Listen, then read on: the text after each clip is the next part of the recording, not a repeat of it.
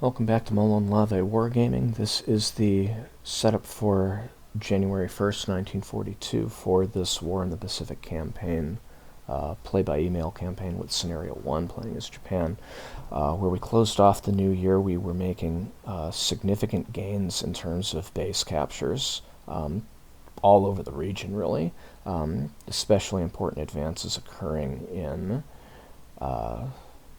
Luzon, I'll say, for the most important, with Manila being captured. But several bases being captured in Malaya, China, as well as kind of random base captures all over the map. Moving into today, I think with all the territorial gains we had last turn, this is going to be a bit of a slower turn. Moving into China, the first thing I want to talk about is this incursion right here, since I did not notice this when doing the post-turn analysis. So we've got 22,000 troops that, when off-roading, they're marching through the mountains, crossed a river, and they're heading towards kind of an area where you wouldn't think this is the front line, but I guess it could become the front line. So they're threatening these twin cities here, which are pretty important, and they're sitting along rail lines, and I always get offended when he gets troops near my rail lines. That said, this doesn't look like all that strategic of a move for him. It's going to be very easy to cut off this road if he takes these cities. So he's not going to have supply going into here to keep these guys alive, and they're going to be deprived of supply very fast. For one thing, they're burning through supply a lot by marching through the mountains, which is going to be really slow, really exhausting, very supply consuming. They're not going to be in best condition to fight when they get through here. They're going to need to rest, and they're going to need to fill their coffers back up, and that's not something that's going to happen. And I don't really know what they're going to gain from taking these bases in any case. So I don't really get it. Maybe there's more going on here that I don't see. But for now, this is a slow movement, so we're going to kind of let him do it. But we do have, this division and regiment that's already been working on clearing the rail lines, so they'll be available. The garrisons at these bases are fairly substantial, so they'll be able to hold out for a little bit, and then to make matters a little bit better, I purchased 2 tank regiments with political points out of the Manchukuo area, and they're going to rail up to here, so they'll probably be there in 3 or 4 days or so. To deal with this incursion over here, we've got a little bit of extra forces moving up just from the rail line behind them. Not the strongest troops here. So we also have, so they're not strong either. But we've got a little bit moving in from Kaifeng, and we have 35th Division on its way. The 116th Division was going to participate in the kind of end-round attack. I think it's more needed to deal with this incursion, and they can always just come around again later. And once these armies that are threatening Xinjiang are reduced to the point that I'm not so worried about it, then these guys can come back up and start dealing with that.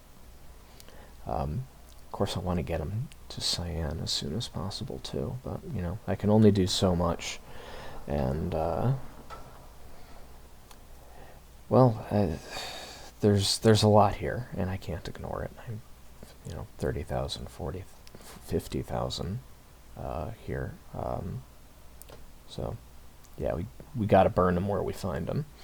I'm hoping that since there's so much enemy forces concentrated between Xinjiang, these twin cities, and then randomly here in the mountains, that means that Cyan and Lanshao are not going to be all that well protected. But I guess we'll find out soon enough.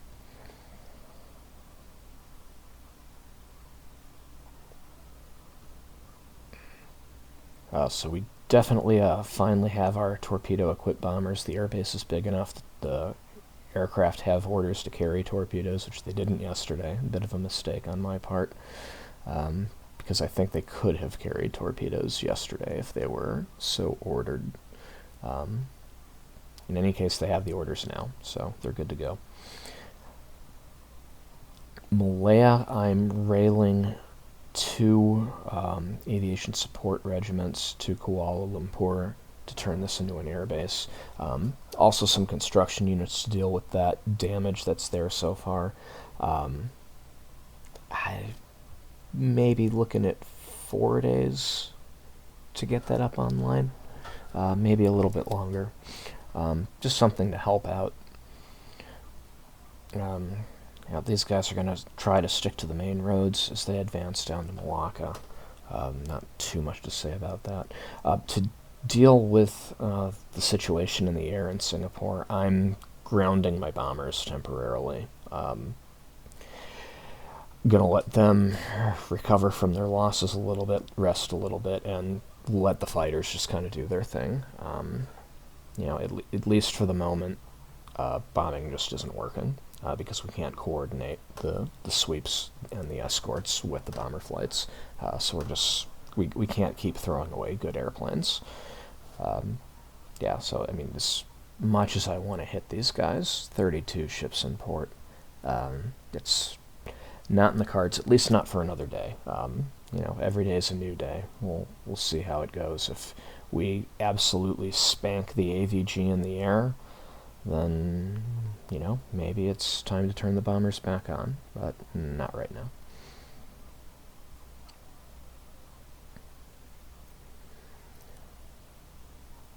Alright, so speaking of resting, Carrier Division 2 really needs the rest. The Zeros haven't really come down at all. So actually I'm going to back these guys off a little bit more than they already are. Move them back to there.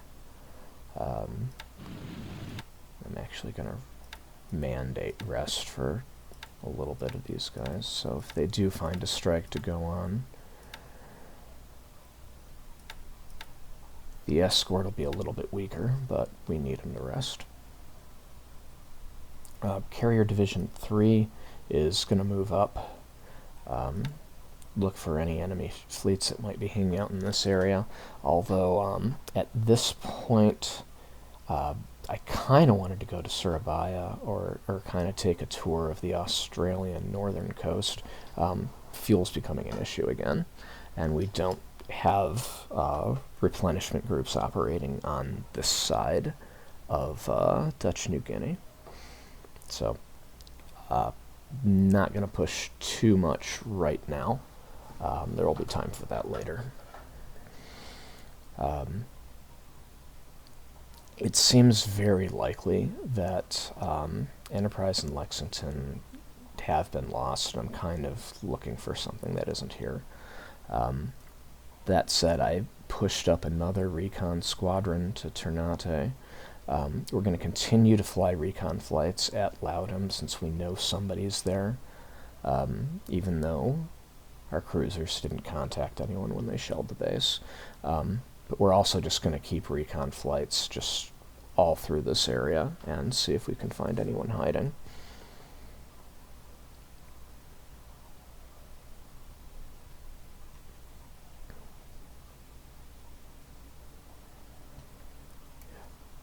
The operation against Port Moresby is proceeding. It seems rather unlikely that Port Moresby has been reinforced. We've been maintaining a sub-presence outside it fairly continuously for the last week or so, pretty much during the time that the Rabaul operation has been going on. And so far it looks clear. I'm going to try to verify that, but in the meantime, and here's the troops, and they're coming around. With Rabaul having fallen, I'm putting amphibious task forces together that are going to start ferrying kind of rear echelon base troops, support troops, anti-aircraft units, that sort of thing, over to Rabaul, so we can start bringing this base to life. Also, since we have so many troops here, they're going to act as troop ferries, so we can either bring these guys to Port Moresby if they're needed there, or start grabbing onto the Solomons. And some of these guys are going to need to rest, but others are pretty fresh, like, this Naval Guard unit isn't going anywhere, but the rest of the 4th Division could very well consolidate at Port Moresby, and we got plenty of full-strength Marine units that are free to move elsewhere. Over in Guam, we're going to attack for a second turn. Fatigue and disruption is really low with these troops, so I don't see any reason not to, although we don't need to have the base force attacking. That's better. And then, as I suggested I have assigned this surface task force to bombard Guam to help us out with that a little bit. Heck, I could even bomb them from over here, but now I think we need those Bettys doing other things. And, alright, so that's going to do it. Close it out there. As usual, we'll see you back at the combat replay. Thanks for watching. Combat replay for January 1st, 1942, now in progress.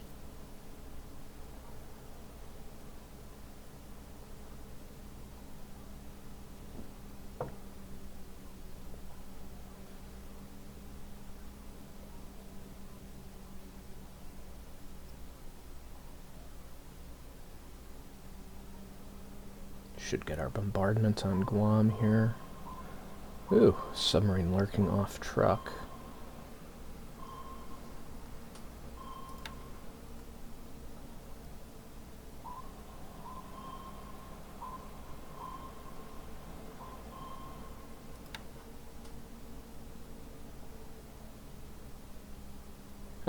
Went to truck to lay a minefield. We have minesweepers already on duty there, so they've detected the mines and have gotten to work. Destroyer Minesweeper has also arrived in Ambon and is now at work cleaning the minefield there.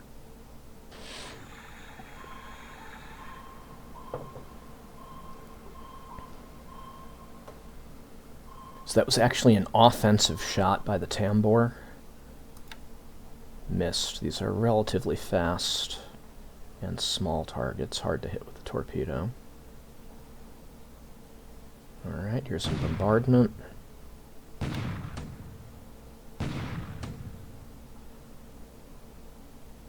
Not a whole lot of damage being done.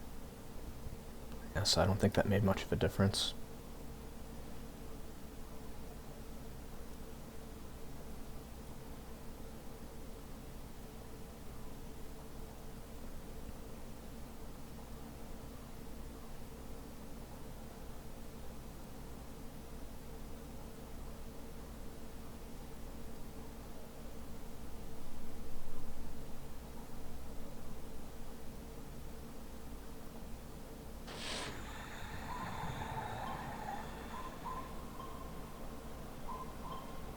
It's another offensive attack by the Triton. I would think that our sub-hunters would be on the offense rather than being the targets, especially with the amount of air cover we have over there.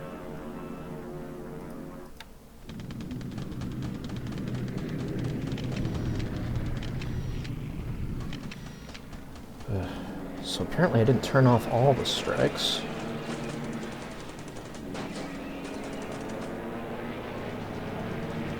I hope these guys are on naval strike duty.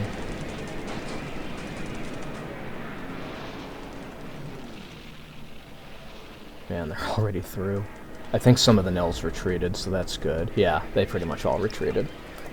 So maybe got away with a mistake there.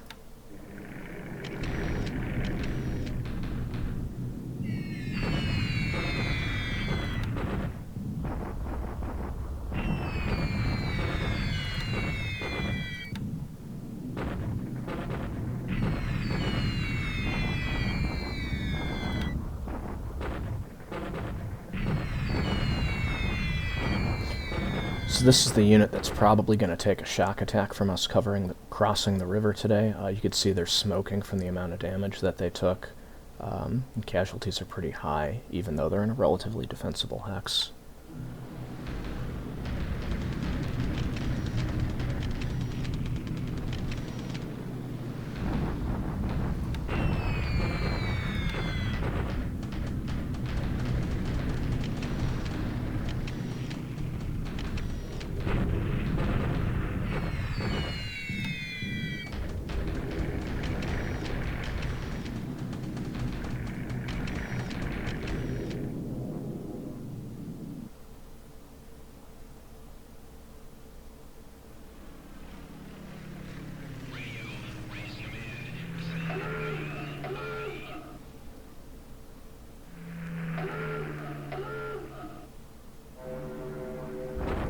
Finally.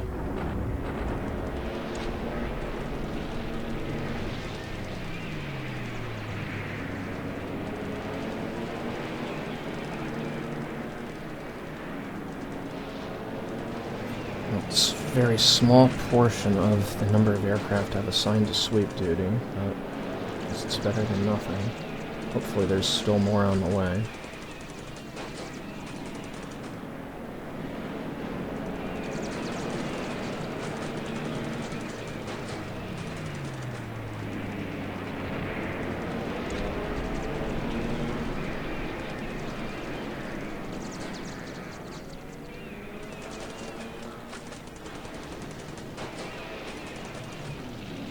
I'm actually surprised we're doing as well as we are when we're being outnumbered like this.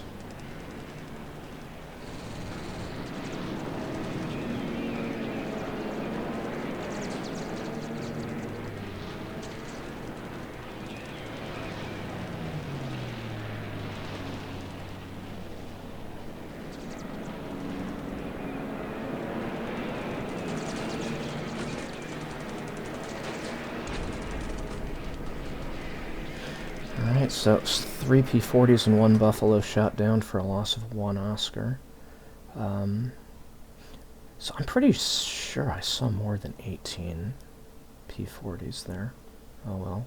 We definitely want to keep an eye on these numbers, because we want these numbers to come down before we start reactivating bombers.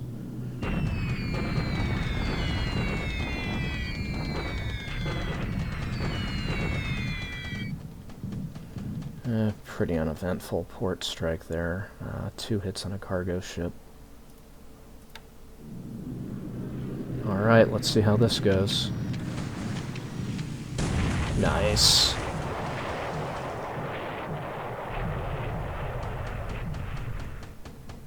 Come on, guys. Alright, 1 Betty lost, and looks like we got 1 transport. Not that great for 13 aircraft, but I'm pretty sure I have more than 13 aircraft available. I forgot how many of them I assigned to search duty.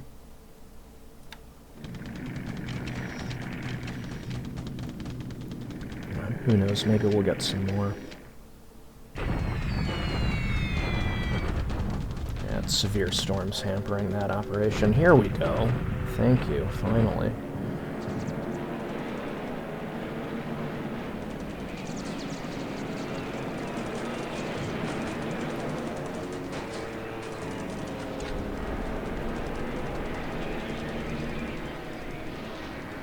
Alright.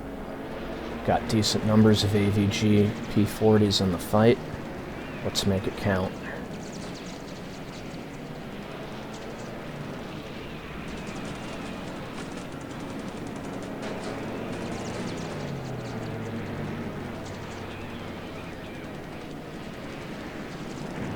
There we go. 2 down.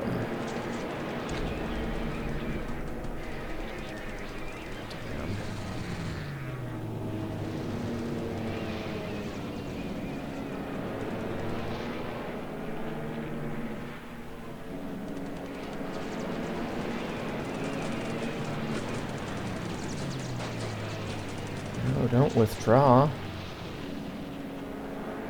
Come on, send more. We'll wait.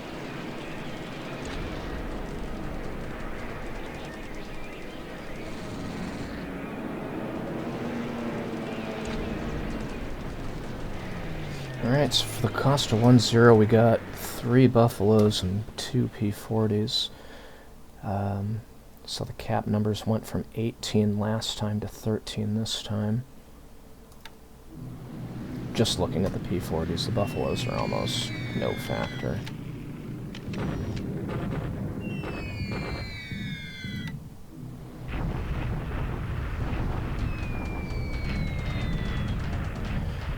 Alright, so a little strike on Port Moresby costs me a Val. Hopefully we'll get some indication of who's defending.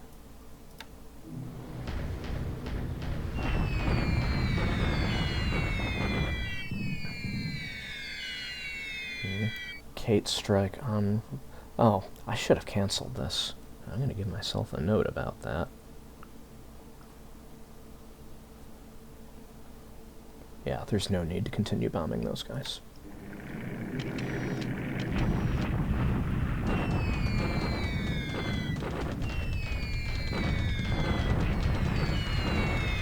So these bombers are split between attacking Clark Air Base itself and the ground forces present there. The raids on the ground forces basically did nothing, except from possibly causing some disruption. We're only dropping... oh no, we used the Lilies went after the airfield, so it's the heavier bombs being used on the troops, but still clearly not enough. Weather isn't helping. Yeah, severe storms. Ineffective.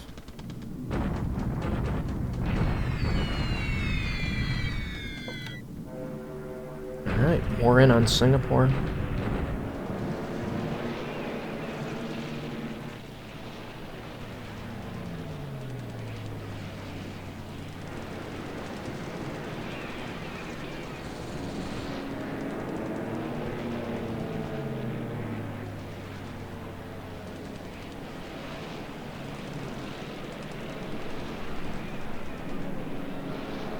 So I guess the question I need to start asking myself now is, how much do I need to whittle these guys down before I feel comfortable again sending bombers over Singapore? So I don't want to wait too long.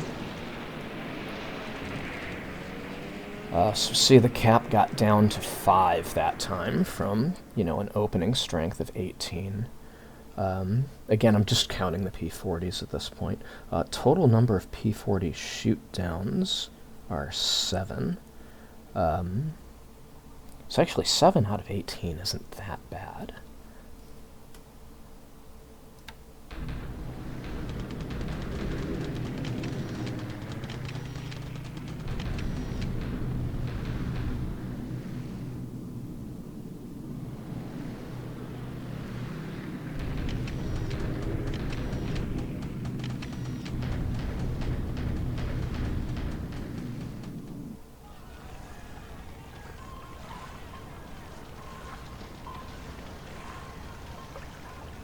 Alright, Dutch sub hanging out around Singora. Not really too much activity going on there anymore, I don't think.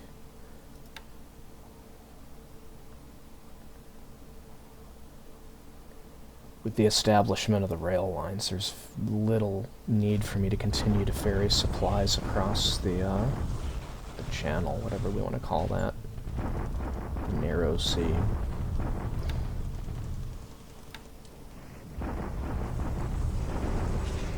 Alright, here's the shock attack from crossing the river. As expected, defeat the enemy unit. Paid a little bit of a price, but not too bad. We'll get these guys back. We are suffering from fatigue a bit. This unit's apparently been on the move. May want to rest them a little bit. We're continuing the fight outside of Wenchao, and this time we get them. We were stopped last turn. Moderate casualties for the enemy. We do not lose anybody, just a few squads disabled. Second attempt on Guam. Hello, you poor GIs and Marines. This is Orphan Ann at Radio Tokyo, bringing you some hot music and another blow to your morale. Today, our High Command announced that The ever-victorious forces of the Japanese Empire have captured Guam. So we notice there's a disruption modifier there for the enemy, so it means our naval bombardment actually did work, in spite of apparently low casualties. I'm also noticing no aircraft. So I guess the enemy flew enough sorties with those float planes that they were all lost operationally or to flak or whatever. I just don't expect that anybody with sufficient range, or anybody could get close enough for the float planes to transfer. I didn't look up the range to check that, just an assumption on my part, but that's what it looks like to me. I believe we've added one additional unit at least since our last attack here, maybe two, so it's going to be time to start attacking here again. Shock attack by armor against two already defeated corps.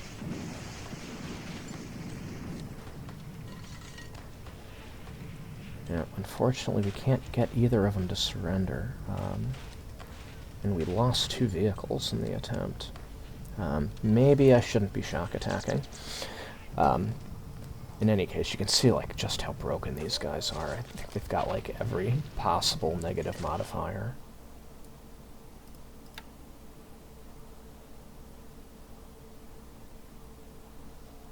Hey, we've got Patani up to a size 4 airfield, finally.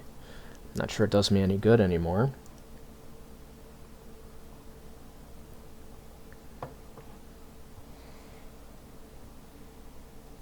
Alright, we're starting to see some of the upgrades. One Yusen converting from an ordinary civilian cargo ship to a militarized cargo ship, plus at least one Fubuki 1 getting its upgrade, along with a few destroyer minesweepers getting their upgrades. Alright, moving on to the post-turn analysis. We were kind of expecting this to be a relatively quiet turn, and that's pretty much what happened. You can see we did get an uptick in points, probably mostly thanks to capturing Guam. Overall, not too much happening here. Air losses were actually even for the day at 14, although very different biases in how those losses accrued. Our losses divided between air-to-air flak and operational, while pretty much all of the enemy's losses were air-to-air. They ended up losing 9 P-40s in air-to-air combat over Singapore instead of the, I think, 7 that I counted. Plus an operational loss, so we did better than we thought, plus the 4 Buffaloes. So that's pretty good news. It's not bad results for a day, and it might be indicative of maybe we're vulnerable enough in Singapore to resume bomber operations. But right now my bias is to wait another day. Maybe we'll check the weather report and make a decision based on that. Because my bias with respect to weather is to go on clear days, since our bombers will be more effective. On our side, so 0 and nil losses would have been that initial raid over Singapore in particular, although we did lose 1-0 in later sweeps. Pretty acceptable losses, even though that was apparently a mistake on my part. We're also losing aircraft to flak, so we lost 2 Bettys to flak, a Val to flak, so the Val loss would have been Port Moresby. And I thought we lost Kate's to flak. So we took operational losses of Kate's, so what probably happened with the Kate's then is they were shot up, bombing those enemy units outside of Rabaul, and then they crash-landed in part thanks to the damage. Ship sunk, I think, was a quiet day. Nothing reported for the Allies, nothing reported for us, so no ships sunk. We did get a new ace this turn, and it's our first Army ace. So he's, I guess, WO's warrant officer probably. Nomura of the 64th Sentai at Kwantan. So that was one of the first units to get Oscars, and they're putting them to good use. Oscar 1Cs, I should say. We've had plenty of 1A and 1B Oscars out there. Alright, looking over the map, we're seeing, a continued enemy submarine presence right outside Tokyo. It's down to, what was that, 5 submarines detected instead of, I think the peak was 7. I don't know if that means we're losing track of them, or maybe some are leaving to go do other things, like refuel and rearm, perhaps. Heck, we might even be getting some damage on them from aerial hits, although I'm not seeing a whole lot of attack attempts reported in the ops reports. In any case, they're not disrupting any operations around Japan. I mean, these guys are so busy taking pot shots at our ASW ships that the supply convoys that are regularly leaving Tokyo and arriving in Tokyo aren't getting shot at these subs despite their number. Taio's just about to arrive. Looks like it needs some gas.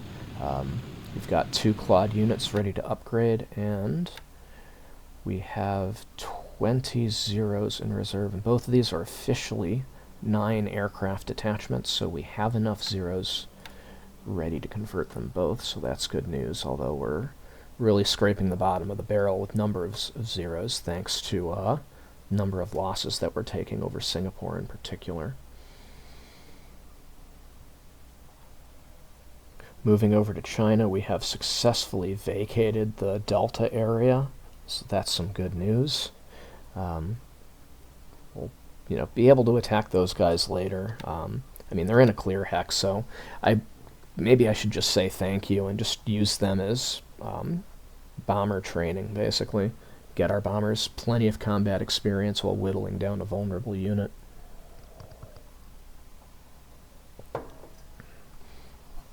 We've also eliminated all the blocking forces on the way to Wenchao, so Wenchao is essentially ours at this point. Not too concerned about these guys that have taken to the mountains. They're very weak anyways, and they're only going to get weaker outside of an enemy base. 2 units going off-roading across the mountains here. Looks like they may be trying to consolidate over here. Last movement we reported on this unit was northwest, so it looked like they were heading here. I'm not sure what's up with that. I guess it suggests that they're going to try to consolidate with this unit. That unit so far isn't really going anywhere. And this unit must be a weakened one. I don't think they could have survived behind our lines without being attacked and routed at least a couple times. Still seeing high level of stacking outside Shenyang. Still looking weak here. 34,000 troops, 2 units. That seems consistent with what we've seen in the past. I did think I saw additional units wanting to cross, but it doesn't look like that's happened yet. This forward line to Xi'an we've advanced upon, so we're going to be ready to engage here again. And at this point, even with this enemy unit crossing, I'm not sure I see any cause to pull back here so far. So yeah, I think I'm going to keep pushing towards Xi'an with them. Do want to keep an eye on these bases, since these are highly defensible bases, and they're bases I really want to catch. So Recon's reporting relatively weak garrisons, so that's good. That's very good news so far. We've advanced a little bit along the small road here. Yeah, this unit's is nothing. They're so badly defeated, there's really nothing they can do. We had a victorious battle here. I saw that we were hit with a fatigue penalty. There's not a whole lot of fatigue here, so I don't know what that was for. Disruption's a little high, but we just had a river crossing in a battle, so that's to be expected. So I don't see any need to rest this group. I think what's next for them... heck, we might continue to pursue this enemy unit. We'll have to... We're not going to go off-roading the way they are, so I can come down here and then just pursue them. And then that just... It gives me a reserve force to deal with all these enemy units coming across. So I can deal with them at my leisure when they finally decide to come into a hex. Or maybe what I could do is actually wait for them.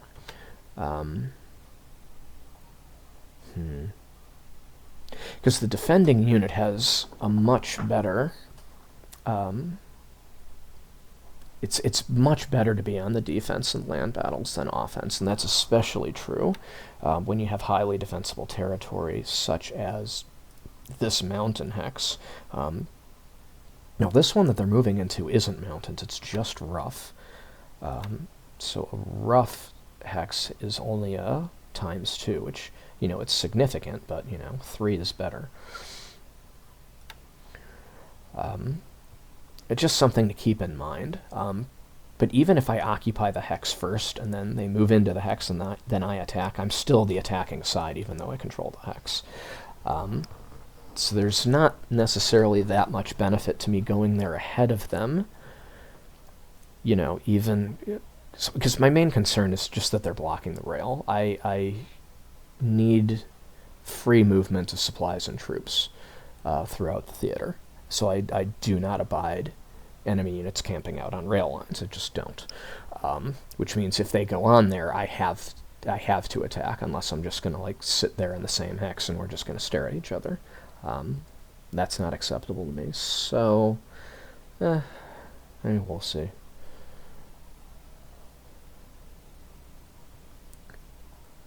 Rangoon's still looking pretty busy with 8 ships in the hex. Troop levels look like they're staying about the same, though that could be deceptive. If enemy troops are moving out of Rangoon, that could still, there could still be troops arriving. They're just leaving Rangoon at the same rate that they're being delivered by ship. So the number of troops in theater could be increasing. Our submarine is undetected, and these guys are probably going to want to leave because they're getting attacked by torpedo bombers now instead of just level bombers that miss all the time. So this submarine may have a fun turn coming up.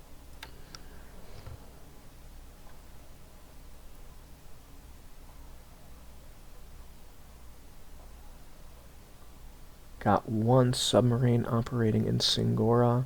It's a Dutch sub, so they have working torpedoes, and they're in shallow water, which means I want him.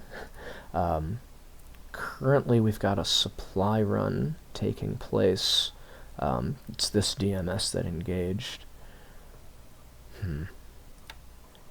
So this may be worth pulling some ASW ships. And what do you know? I do have 2 destroyers on ASW duty right now.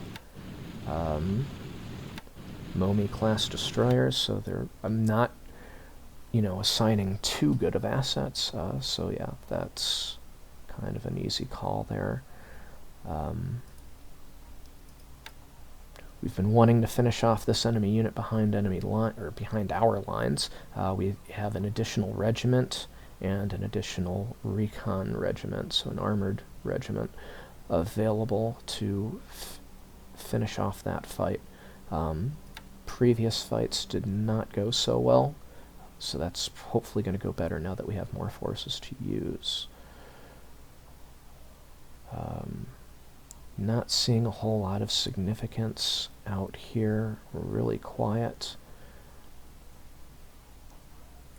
Significant troop levels in Mersing. That's interesting. Mersing, Johor Bahru.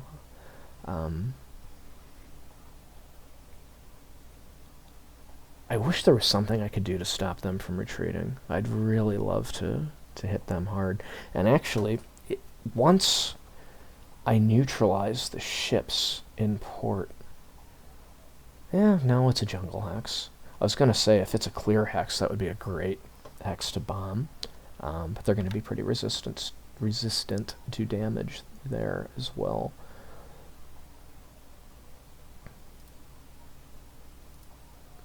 We do have additional troops railing to Kuala Lumpur. We don't have anyone that's arrived yet. Just checking here for anyone arriving. Nothing of any significance yet. We're basically just vacating here. There's, I don't consider Temelo to be strategically significant at this point. Nothing to do there. Fighter numbers officially are 30. Yeah, I'm not sure how seriously to take that. Let's check the forecast. Clear skies. Clear skies for Singapore. So that's going to bias my decision towards reactivating the bombers. I've got 22 Sallies ready to go at Kota Bharu, and that's it. Not that great. We've got 16 Lilies ready to go at Kuantan, and that's it. What about Nels?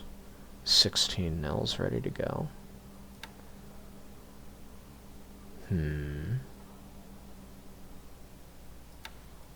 Yeah, might be worth waiting just to get more bombers online.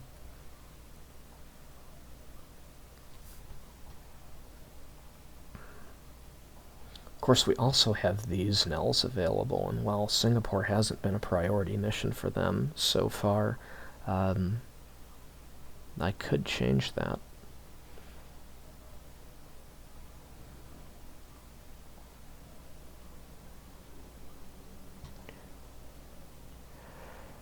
So Recon's still reporting 3 ships in harbor at Lautum, which now includes a heavy cruiser. I don't know why we can't find these guys with either our bombardments or aerial port strikes, but I am getting annoyed. We made short work of the minefield at Ambon. That is great news. We also have construction units that were delivered by this amphibious group. So damage is starting to come down slowly. Maybe slowly enough that it's time to bring it to life. Maybe. Supplies are still a little bit low. These guys have finished offloading, so they're not going to be offloading anyone else. We have base forces and aviation support units about to arrive with supplies. Okay, so here's what we're going to do then. After this group arrives, we'll transfer Betty's from Babel, and we'll start carrying the Air HQ down. We don't really have any ships at sea up here evacuating Manila, so the Air HQ isn't doing us much good at Babel Doab anyways, so we can get that to Ambon, and then that'll give us a torpedo range of, I think, 14? 17. 14 with 0 escorts. And from Ambon, that get us all the way to Mataram. So basically to here. More than enough to bomb everything on Timor, if that's where they're hiding. We've got 3 ships there. They need to die, whoever they are, whether they include carriers or not. So thanks to the bombing of Port Moresby, we did get a little bit of recon. I don't know how reliable it is, but it looks like Port Moresby is basically undefended. Our amphibious task force has not been detected. They're a little too far off on their own. They moved further than I realized they were going to. And our carrier division is still being tracked. Okay. Yeah, we've caused so many cruiser casualties to the enemy in this area. I know it could be famous last words. I don't think there's a surface threat to this task force, and in any case, it hasn't even been detected yet. They've got 10 hexes to go. They're going to move 8 tomorrow, so we're looking at 2 days until my invasion begins, and we'll definitely have air cover.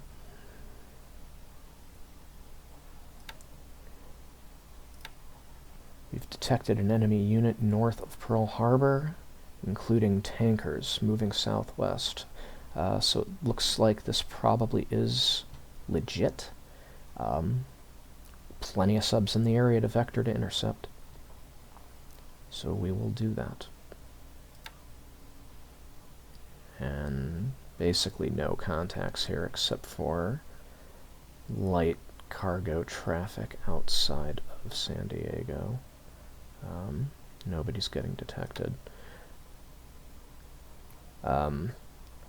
Last turn we had some kind of an unofficial spotting of, I think, a 7-ship task force in this area.